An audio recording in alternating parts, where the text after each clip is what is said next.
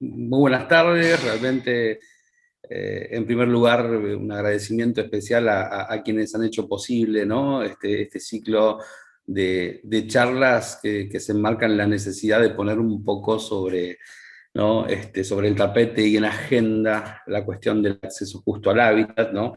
Por eso un agradecimiento especial a las facultades sociales, a la Facultad de Derecho, al Colegio de Arquitectos, a las Defensorías del Pueblo de la provincia y de la ciudad de Tandil, al Colegio de Trabajadores Sociales también, por esta posibilidad, bueno, de generar un espacio, en primer lugar, creo que para empezar a problematizar los problemas de acceso justo al hábitat. Yo creo que es importante trabajar también en procesos que tengan que ver con o sea, con la visibilidad del derecho y los mecanismos de exigibilidad, ¿no? Porque ambos van de la mano, ¿no?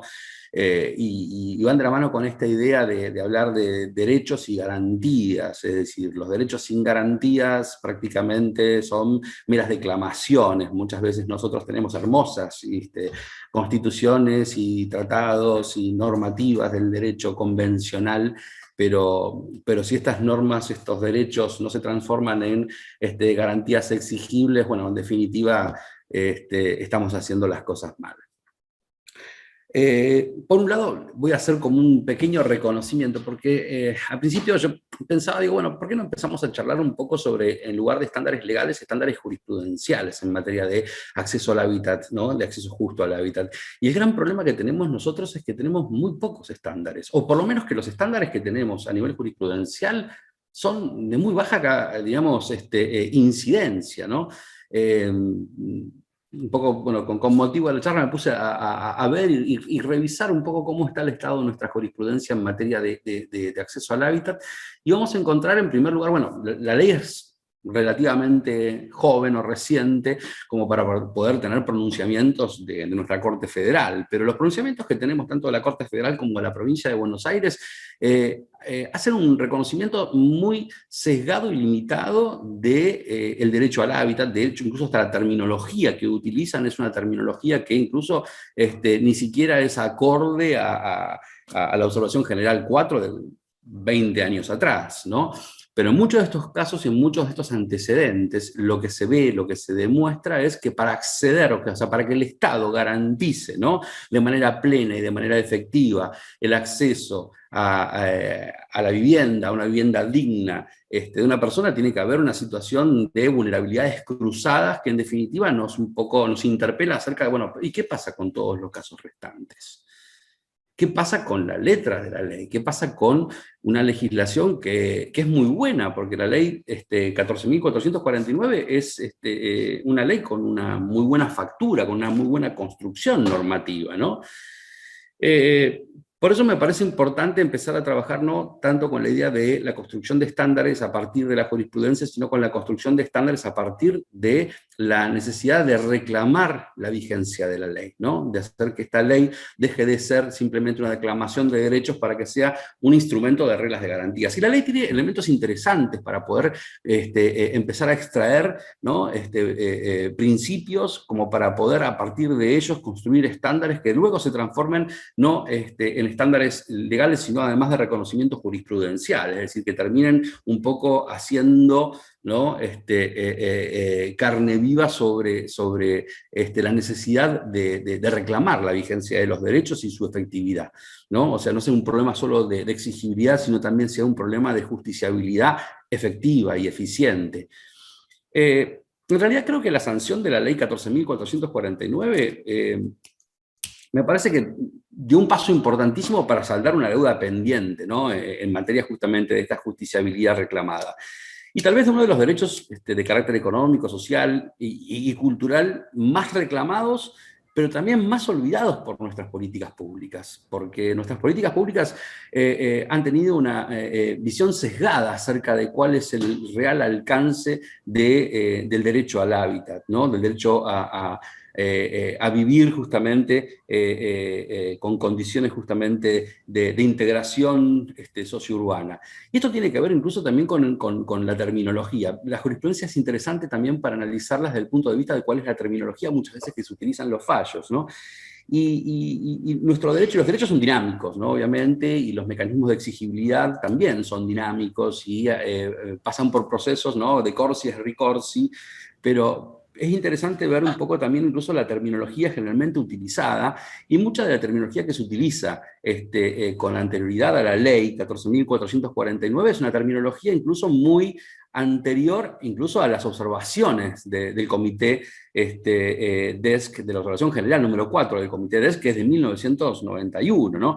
Así, muchas veces las decisiones judiciales responden a la idea de que la garantía se resguarda con el acceso a un derecho como lugar de cobijo, como mero techo, es decir, dejan de lado o desnudan me parece que el contenido central de la regla de garantía, que hace referencia justamente a un instrumento necesario para una vida digna y en pleno desarrollo. Entonces, esto me parece que es interesante, ¿por qué? Porque por un lado, bueno, tenemos un primer escalón, un primer hito, es que, bueno, sí, a ver, las decisiones de los instrumentos internacionales, de las observaciones del comité, un poco nos colocan, ¿no?, en este primer cuestionamiento, de señalar, bueno, en definitiva, a ver, no estamos hablando solo de un derecho al cobijo, de un derecho a tener un resguardo, sino que el derecho a la vivienda también reclama vivir en seguridad, vivir en paz y vivir en dignidad. Ahora bien, si nosotros vamos un poquito más allá y vemos en todo caso que la letra, ¿no?, de la normativa, la construcción normativa de la ley 14.449, incluso tiene un mejor estándar que el resto de la normativa nacional, e incluso que mucha de la normativa de las decisiones, ¿no?, de los organismos que interpretan las normas convencionales. ¿Por qué? Porque me parece importante, y esto tiene que ver también con empezar a construir estrategias también de justiciabilidad, que nuestro derecho al hábitat, derecho justo al hábitat, también reclama justamente, ¿no?, me parece que un ámbito de protección mayor. No es casual, me parece que la ley señale el derecho a la ciudad y a la vivienda. No habla solo del derecho a la vivienda, sino que del derecho a la ciudad y a la vivienda. Es decir, esto es justamente al uso y el goce justamente de la ciudad. Es decir, esto es enmarcar el derecho justamente a la vivienda en un ámbito de protección mucho mayor, ¿no? Y esto nos lleva a que este es un derecho complejo. Porque a partir de ahí el asiento físico de la vivienda debe favorecer, justamente como dice la ley, la integración social, la interacción con la vida urbana, los servicios, la infraestructura necesaria para la satisfacción. Con lo cual estamos hablando ya de un derecho empoderado, ¿no?, de un derecho puente para muchos. Es decir, el derecho a la propiedad es un derecho puente porque permite la satisfacción de otros derechos.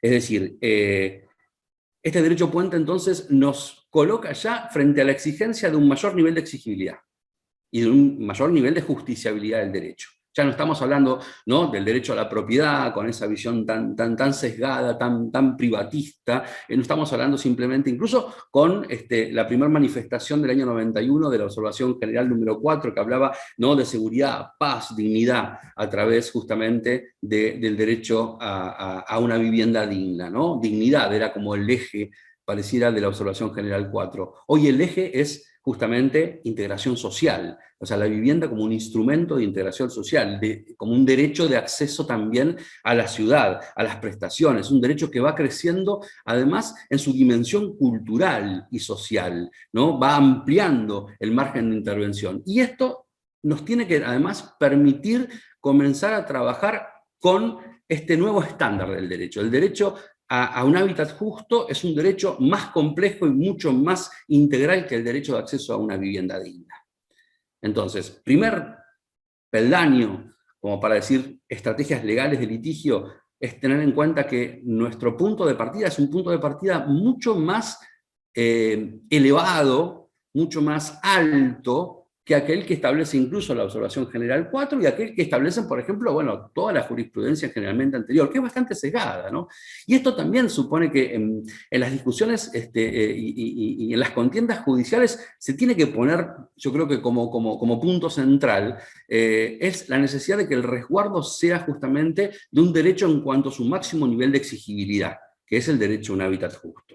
Entonces me parece interesante este aspecto, que también lo podemos nosotros cruzar con esta idea, ¿no?, de universalidad, de interdependencia de todos los derechos humanos. Bueno, este es un ejemplo claro de ello, un claro ejemplo. Y paradójicamente, ¿no?, muchas de las decisiones judiciales siguen cercenando este ámbito de exigibilidad ampliado, extendido del derecho, y lo reducen muchas veces a esto, a lo que decíamos, ¿no?, a la idea de techo, a la idea de cobijo.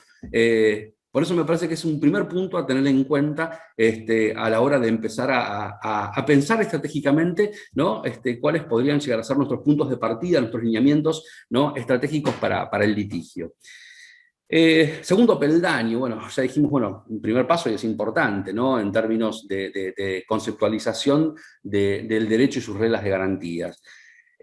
La segunda cuestión también de importancia, me parece que también contempla la ley y tiene una letra muy clara y me parece que incuestionable, es que la construcción de las estrategias de exigibilidad se vinculan necesariamente con el reconocimiento que hace la ley de la propiedad inmueble con su eminente función social. Acá me parece que también hay un punto de quiebre importantísimo como para poder hacer una conceptualización ya del derecho, en el sentido de que la histórica conceptualización del derecho a la propiedad debe ser entendido en todo caso como un derecho ampliado vinculado a la idea del interés colectivo. Esto es, bueno, armonizar esas tradicionales conceptualizaciones del derecho a la propiedad con el interés social, ¿no?, de manera que el acceso a un hábitat digno no esté, o sea, determinado únicamente por los intereses particulares o por el funcionamiento de las reglas del mercado, ¿no?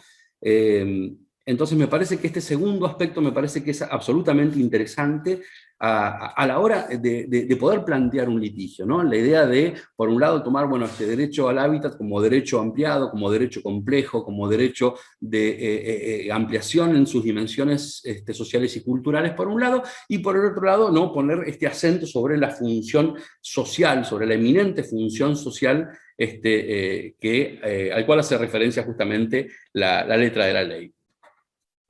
Me parece que esta segunda cuestión es importante señalarla para tener en cuenta justamente que toda propiedad, o que todo derecho a la propiedad, como todo derecho, es un derecho relativo, ¿no?, pero que necesariamente tiene que adecuarse justamente a este propósito de garantizar la calidad de vida, el uso del ambiente sostenible y la necesidad de justicia social. Entonces, la ley reclama en este segundo peldaño un abordaje integral, multidisciplinar, estratégico para la planificación de la gestión del territorio, y una exigibilidad también que se extiende por un lado a los órganos ejecutivos, ¿no?, por un lado para que la elección de las políticas públicas que mejor puedan justamente lograr las herramientas de integración sociourbana, pero también a los órganos judiciales. ¿Por qué? Porque la resolución de cualquier controversia que mire, que ponga en la lupa, ¿no?, el derecho justamente a la propiedad, no puede hacerlo a expensas de la eminente función social que cumple.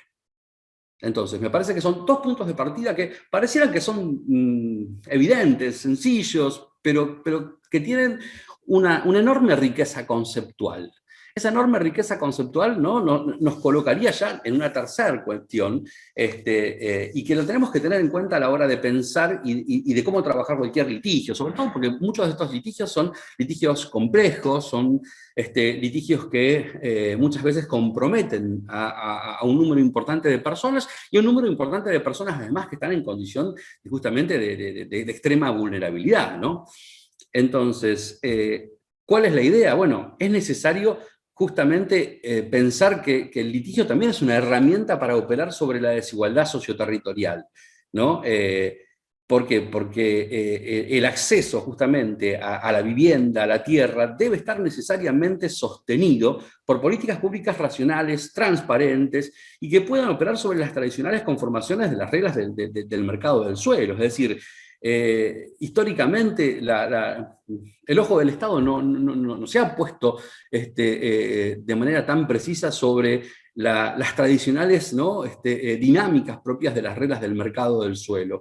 Y esto lo que ha provocado muchas veces es una enorme segregación socioespacial respecto de los sectores sociales que tienen menor capacidad económica. ¿Por qué? Porque el acceso a los bienes, servicios, infraestructura, muchas veces responden justamente a quienes tienen una demanda solvente para acceder a ellos. Entonces, esto determina que el aumento muchas veces del valor de la propiedad va generando entonces formas de distribución de la población en todas nuestras ciudades, y terminamos justamente generando formas de segregación, porque las personas con mayor nivel de vulnerabilidad, con mayores niveles también de pobreza, bueno, van quedando alejadas de la posibilidad no solo de acceder a la tierra, sino en el caso que acceden justamente en lugares muchas veces donde ni siquiera tenemos los servicios básicos esenciales cubiertos. Entonces, esto nos tiene que también demandar, decir, bueno, a ver, ¿cuál es la finalidad de por qué? La ley, por un lado, habla, ¿no?, de la ley y del derecho, primero como un derecho ampliado, como un derecho complejo, como un derecho realmente, digamos, empoderado, y por el otro lado también porque la ley también hace referencia justamente a esta idea, ¿no? Esta idea de decir, bueno, a ver, hay una finalidad de integración claramente social y una función social asignada a este derecho. Bueno, si no pensamos que esto no tiene que ver nada más y nada menos con la posibilidad de operar sobre la desigualdad socioterritorial, no tendríamos razón justamente para poder estar charlando ahora. Entonces, si el derecho al hábitat es el derecho de acceso también a la ciudad y la vivienda, es necesario también empezar a trabajar sobre justamente nuestras ciudades que son económicamente desiguales, que han sido socialmente excluyentes a lo largo de políticas sostenidas muchas veces de un dejar hacer, ¿no? Y lo que han generado son procesos de segregación y espacios ambientalmente insostenibles, ¿no? Donde no hay ningún tipo de conformación de cierta o mínima racionalidad urbana. Entonces, es necesario, pienso, que en todo litigio estructural se puedan utilizar estas herramientas normativas que contempla la ley de hábitat. Vamos a tener que después ver, bueno, con el paso del tiempo, bueno, qué es lo que va a ir ocurriendo, ¿no?, con estos elementos, estos instrumentos normativos y su recepción en la jurisprudencia. Hasta ahora lo que hemos tenido no ha sido muy prometedor, esto también es cierto, ¿no? Pero también es necesario generar, o a partir del texto de la ley también, nuevas herramientas o tomar nuevas herramientas que la ley, por ejemplo, nos reclama. Algo que me pareció interesante también es la posibilidad de reclamar información precisa acerca de muchos digamos, puntos que la ley señala con mucha precisión. Por ejemplo, me parece que el déficit urbano habitacional, que menciona, creo que es el artículo 4 de la ley, da una herramienta interesantísima para el litigio, ¿no? Es decir, seguramente si vamos nosotros y tocamos la puerta de las áreas municipales y vamos a decir, señor, ¿tiene información acerca de cuál es el déficit urbano habitacional? Vamos a encontrarnos con un problema. Seguramente porque muchas veces la información no es precisa, la información no es completa, la información no está adecuadamente relevada. Entonces me parece importante, para empezar a trabajar también el litigio, es reclamar el acceso a una información precisa, ¿no? El acceso a información adecuada. Y me parece que este déficit urbano habitacional que reclama la ley como una requirencia a los diferentes organismos provinciales y municipales es un punto de partida muy interesante para empezar no solo a ver cuál es la política pública que está detrás de estos números, sino también para poder buscar formas de exigibilidad judicial respecto de los derechos que justamente se pueden encontrar amenazados.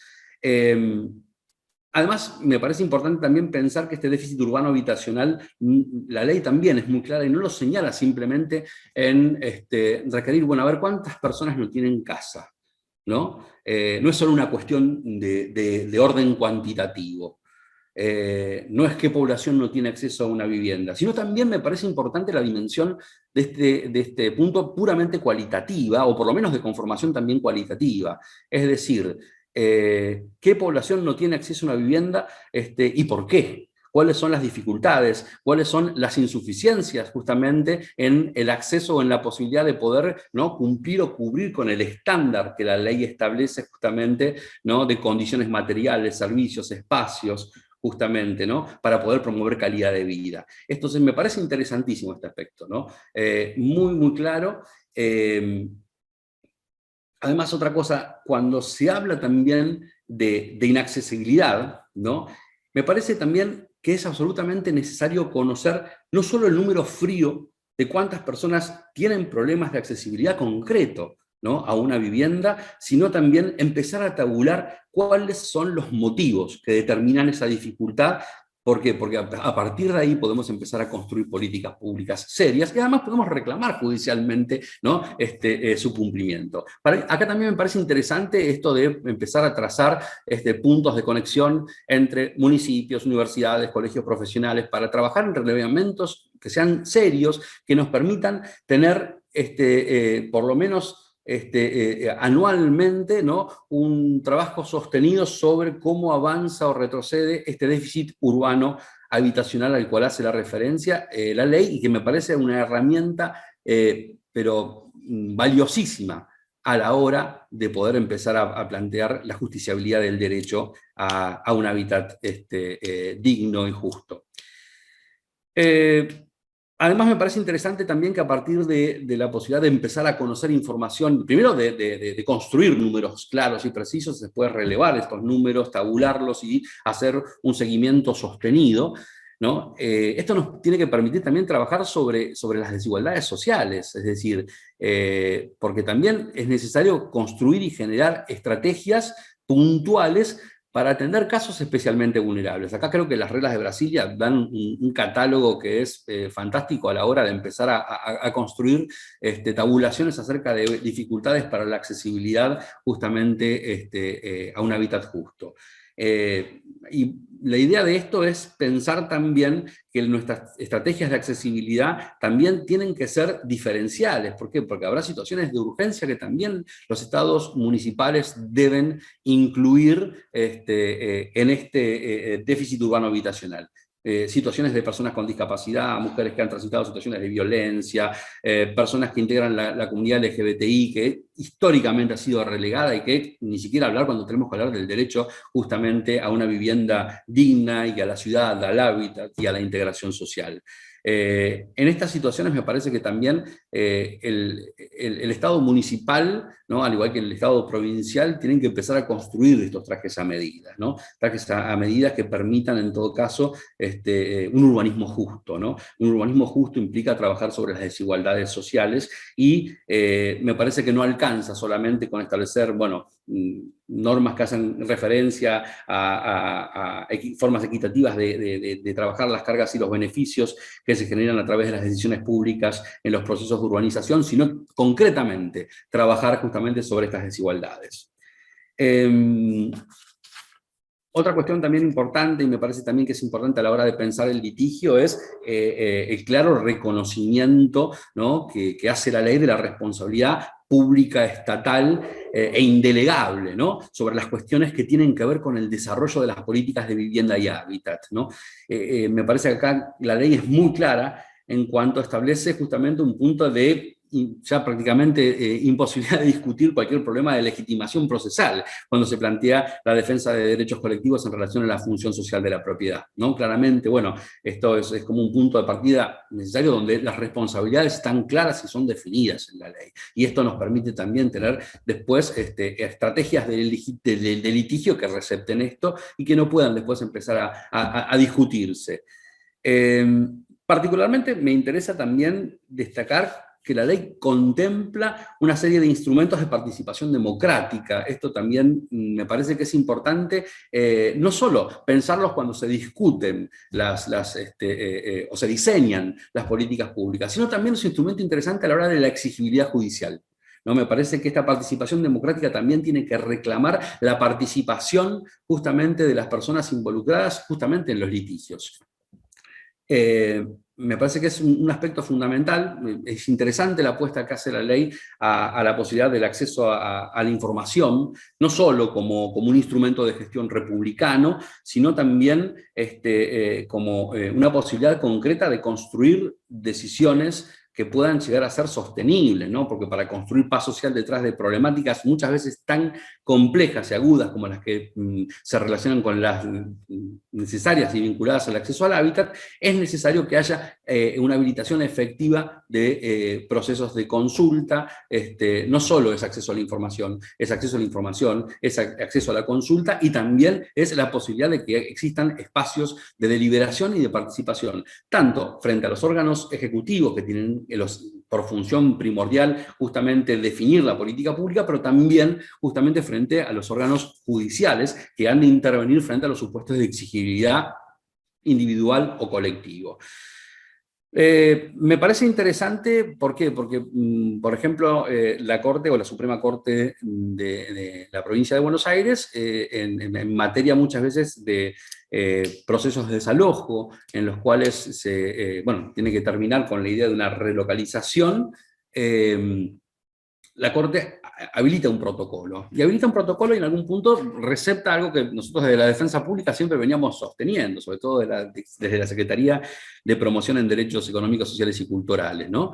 Que era la posibilidad que hubiera una participación también amplia y plena de aquellas personas que están involucradas justamente en estas relocalizaciones, ya sea por un problema de desalojo o eventualmente por algún problema que pueda estar vinculado a una cuestión de seguridad edilicia, pero necesariamente se tiene que escuchar, necesariamente se tiene que brindar información, se les tiene que escuchar, y finalmente a las personas también se les tiene que permitir participar en procesos deliberativos. Con lo cual, este día de democratizar en algún punto o lograr participación democrática, que es uno de los, digamos, ejes de la ley, no solo debe mirar justamente al órgano ejecutivo, sino también que tiene que mirar al órgano judicial. Entendemos que el protocolo que sanciona la Corte es un protocolo que se queda a mitad de camino. Me parece que es un protocolo que en definitiva no pone el punto de defensa o de resguardo justamente en los derechos justamente de acceso a un hábitat justo, sino justamente en la posibilidad de poder generar a partir de ahí, ¿no? Una instancia previa y obligatoria donde se pueda, ¿no?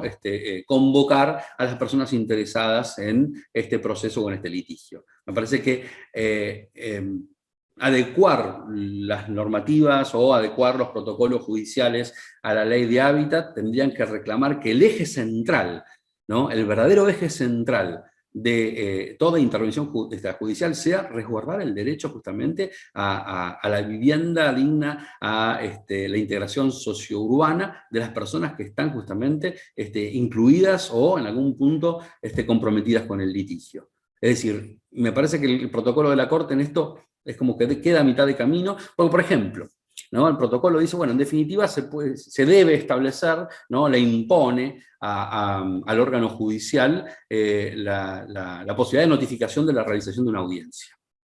Pero me parece que con el derecho de audiencia no alcanza, más allá de que es importante y es interesante que las personas puedan ser convocadas a una audiencia, que puedan contar con una representación legal. Para eso nosotros como Defensa Pública también nos proponemos justamente para poder brindar justamente asesoramiento y representación justamente jurídica a las personas que están comprometidas en estos litigios, que muchas veces son litigios complejos, son litigios justamente colectivos, son procesos colectivos, sino también que tengan la posibilidad justamente, primero, de una intervención efectiva, de una escucha efectiva, y que en el caso de que se puedan establecer consensos, porque la idea es justamente que a partir de esta intervención podamos lograr, bueno, eventualmente que una decisión que se tome, ¿no? Pueda resolver la conflictividad y pueda generar a partir de esto paz social, que es un poco lo que nosotros también pretendemos.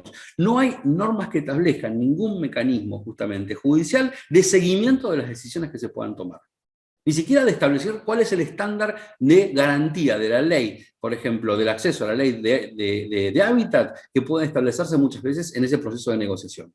Es decir, pareciera que el eje central del protocolo fuera, bueno, vamos a resolver este conflicto, ¿no? Así garantizamos, ¿no? La restitución, por ejemplo, de los derechos de propiedad en detrimento de las personas que eran sus ocupantes. Pero los derechos justamente a la dignidad en la vivienda y a la integración sociourbana de estas personas que estaban en el lugar, ¿Hay algún mecanismo que judicialmente permita, ¿no?, establecer, bueno, entonces, bueno, señor juez, usted también va a controlar ahora, ¿no?, cuál es en todo caso el nivel de cumplimiento de las obligaciones que el Estado asumió, por ejemplo, para este compromiso? Esto es algo que falta. Me parece que tenemos todavía en este protocolo una visión sesgada y una visión que, pese a reconocer, ¿no?, que en algún punto toma algunos aspectos incluso que tiene en cuenta, por ejemplo, el artículo 70 de la Ley del Acceso Justo al Hábitat, termina sin señalarlo, termina sin justamente resguardarlo. Por eso me parece interesantísimo el hecho de que podamos nosotros también avanzar sobre estos protocolos para poder nosotros considerar y poner un poco, ¿no?, los puntos sobre las íes, y en señalar que la función judicial no termina cuando se resolvió el problema del desalojo, sino que también tiene que haber una intervención judicial efectiva, claramente efectiva, en el contralor, por ejemplo, de las condiciones, en el contralor también de los compromisos, en el contralor también de cómo se garantizó el derecho justamente de acceso a la vivienda digna de manera sostenida de aquellas personas que estuvieron, por ejemplo, comprometidas en el proceso de desalojo. Y en algún punto supeditar ese desalojo a que el Estado pueda brindar garantías suficientes acerca de que ese compromiso va a ser debidamente cumplido. Entonces me parece que todavía queda mucho camino, me parece que todavía seguimos teniendo una deuda importante con el derecho de acceso al hábitat y con pensar este derecho de acceso al hábitat de manera integral como un mecanismo, una herramienta de integración sociourbana.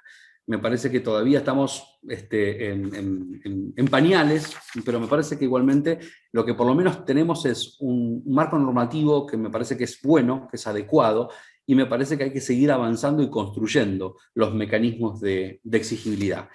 Creo que la ley de acceso justo al hábitat permite generar ámbitos adecuados para los que los conflictos sean conducidos y procesados institucionalmente, ¿no? Yo creo que, sin lugar a dudas, la creación de estos espacios, ¿no?, a nivel normativo es un factor importante de legitimación que creo que impulsa, ¿no?, la participación de los sectores convocados, la posibilidad de empezar a democratizar también las decisiones sobre el tema. Por eso nos parece importante que se pueda avanzar en la creación de los consejos, ¿no?, locales de hábitat. Me parece que esta es una apuesta interesantísima también para poder trabajar la prevención adecuada de conflictividades, para poder también operar sobre ellas con anterioridad, para poder en algún punto darle transparencia a la vigencia del derecho, que es, creo, algo que todavía es una deuda pendiente. Así que bueno, señores, espero poder haber sido de utilidad en estos minutos. Y en todo caso, bueno, después quedaríamos un poco a disposición, bueno, ahora para escucharlos a los restantes expositores, y desde ya muchísimas gracias por este espacio. Bueno.